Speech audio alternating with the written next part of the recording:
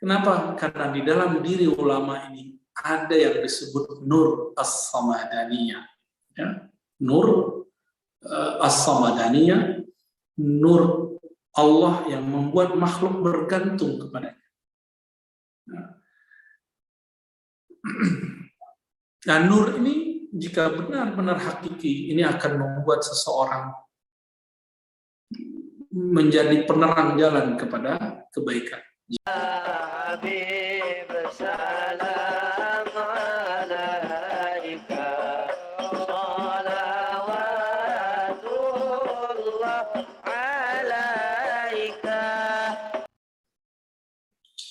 As-Samad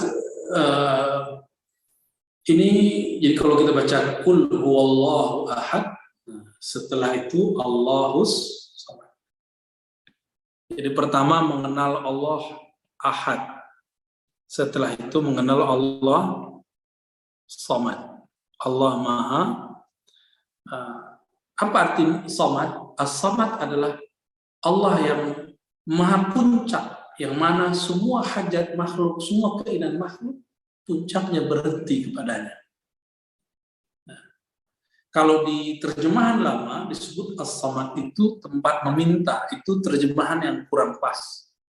Jadi teman-teman, terjemahan Quran bukanlah Al-Quran. Kalau diingat-ingat, terjemahan Al-Quran bukanlah Al-Quran. Al-Quran tidak ada yang mampu menerjemahkannya secara sempurna. Nah, As-Samad, apa arti As-Samad? Alladzi yusmadu ilaihi fil hawaij. Yang mana yusmad, bergantung kepadanya siapapun dalam semua hajatnya. Jadi hajat kita apa saja, hajat dunia, akhirat, hajat rumah, hajat makan, hajat tempat tinggal, hajat apapun itu, ada campur tangan Allah yang Maha Samad. Jadi Allah itu dekat sekali, nggak pernah jauh dari kita. Kita aja yang merasa jauh dari Allah. Wa yuqsadu ilaihi fir raghaib. Dialah yang Maha dituju dalam semua harapan-harapan. Idh yantahi ilaihi muntahas su'ad. Ya, karena semua tujuan, semua keinginan itu berhenti kepadanya. Wa man ja'alahu Allah Ta'ala maqsada ibadihi fi muhimmati dinihim wa dunya. Jika Allah adalah zat yang mana semua makhluk mengadukan semua urusan dan hajatnya kepadanya, semua tujuan ada padanya.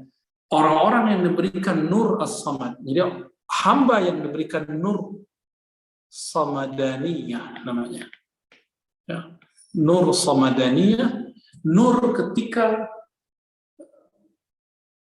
orang ini dijadikan tempat bergantung di keluarganya, tempat bergantung di komunitasnya, tempat bergantung di majelisnya, tempat orang-orang mengadukan nasibnya, tempat orang kemudian curhat kepadanya, minta tolong kepadanya. Orang ini orang yang sedang terpancar di dalam dirinya nur samadiyahnya Allah.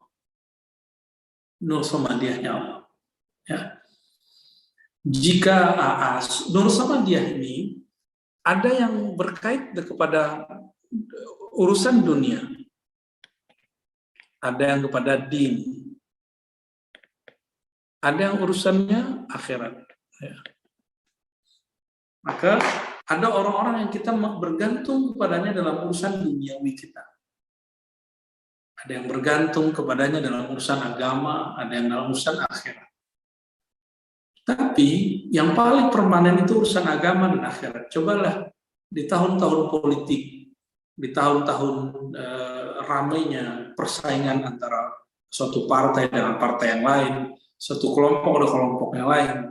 Ketika tim survei sudah lama, sudah tidak sanggup lagi, itu para calon presiden, calon perdana menteri, calon gubernur, calon ini, mereka cuma mendatangi ulama-ulama ahli agama. Kenapa? Karena di dalam diri ulama ini ada yang disebut nur as-samadaniyah. Ya? Nur as-samadaniyah, nur Allah yang membuat makhluk bergantung kepadanya. Nah, Dan nur ini jika benar-benar hakiki, ini akan membuat seseorang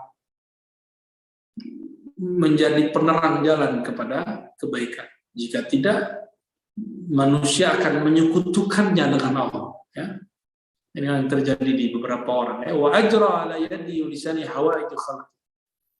Ya, orang ini kalau sudah bertindak, berkalam, maka hajat makhluk selesai sama dia. Nah, jika ada orang seperti itu di dunia, dia disebut abdus somad, ya, hamba yang as-somad. Tapi si hamba itu dia tidaklah sempurna, dia masih bergantung kepada yang lain. Dia juga bergantung kepada ini itu. Jika urusan dunia, dia juga bergantung kepada pekerjaannya. Jika urusan akhirat, dia bergantung kepada Rabbud dunya wal akhirah, yaitu Allah SWT. Berarti as-samad al-mutlaq, yang mutlak, yang benar-benar samad secara hakiki, itu hanyalah Allah Subhanahu wa ta'ala. Oleh karenanya teman-teman, sahabat-sahabat semua, ketika ada seorang sahabat Rasulullah SAW berdoa, Allahumma inni as'aluka bi'annaka antal ahadus samad alladzi lam yalid wa lam yulad wa lam yakul lahu kufuwan ahad. Itu sepertinya lucu bagi sebagian orang.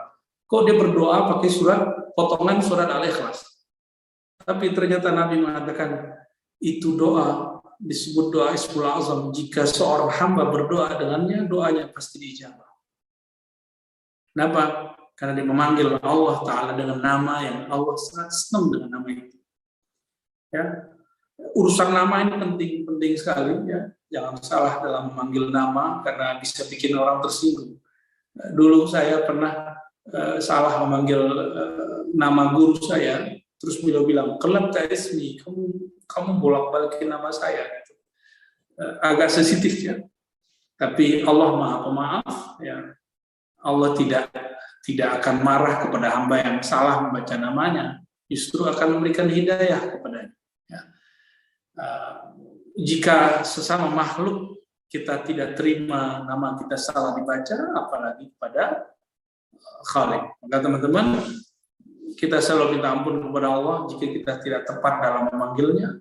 Begitu juga kita minta maaf kepada makhluk jika kita memanggil mereka dengan nama dan sebutan yang kurang pas.